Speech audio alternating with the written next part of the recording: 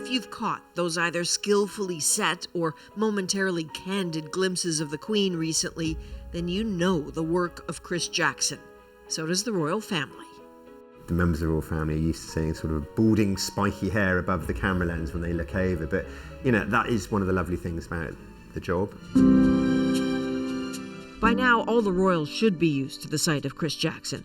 Once awarded British News Photographer of the Year, he's been the royal photographer for 20 years, now capturing history for the archives.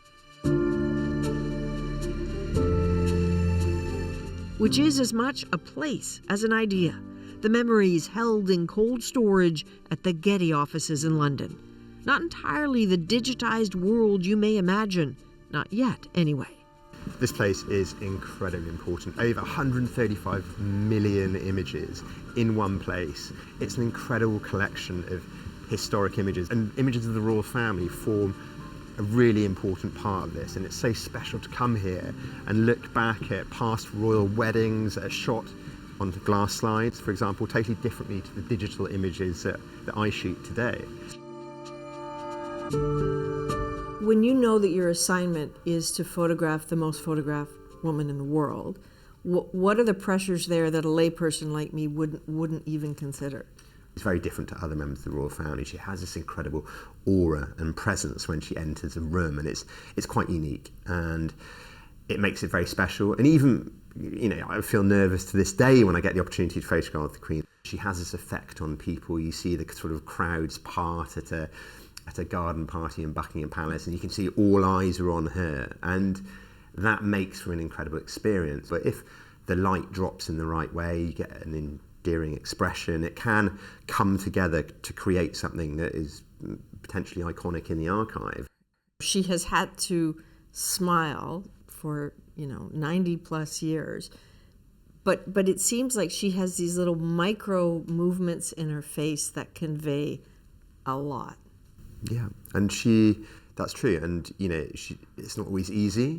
Those lovely expressions and smiles don't come every minute of a royal engagement. But some of my favourite pictures are the more sort of off the cuff moments of the Queen, some of the more unexpected moments. There was a particular shot I'm talking about which was taken at the Lister Hospital at the opening of a maternity ward.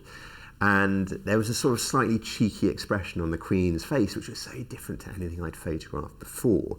And what was actually happening, it was an opening of a hospital, and there was a lovely light dropping in from some roof lights. She's actually looking up there's a group of nurses who are lining the kind of the upper levels of the hospital. For me, that's one of the standout photographs in the archive. Donna the Asian elephant giving the entourage a fright and the Queen a little hello. The Queen at Windsor seemingly looking right at the lens at Chris with a wave. The portrait on the cover of his book, one taken for the Canadian government. These are the moments that stick, and trips to Canada certainly do.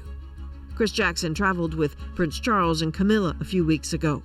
His 2010 trip with the Queen offered storytelling opportunities photographers crave.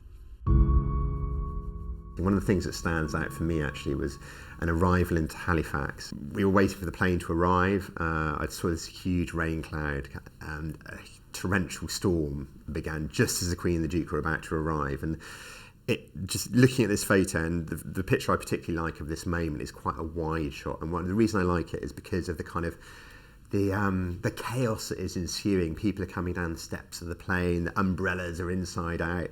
And I used it when talking about the stoicism of the Duke of Edinburgh, because he's there with no umbrella, probably one of the only people in the picture, if not the only person, without an umbrella, and he's cracking on with a job in hand, shaking hands, meeting people. But that is the nature of raw tour. It's frenetic, it's exciting, it's non-stop, it makes great pictures, and that's why it's a very important thing for them to be doing. Have you ever been given the look? I don't think, no, I think I've been given a look before. Not the hurry up look? Yes, well, the Queen is a Queen, and the Queen is someone who, again, has this incredible presence, and also, wants to get on with the job. You've got a job to do, you're a photographer, you have to create the best image you can in the allotted time.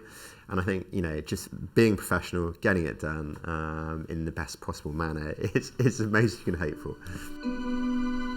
And so for 20 years, there's been this dance between photographer and his subject, Her Majesty. He's seen the shifts of time, the cane now with her always, the walk slower, all part of the picture, but never the picture, never actually the story. What do you think the story is? Do you know the funny thing about photograph of the royal family? It's a change and constant tradition and ceremony. People pass away, christenings, weddings, birth, all these different things. What is the wonderful thing about photographing the royal family is this constant fabric of history that you're capturing in the best way you possibly can.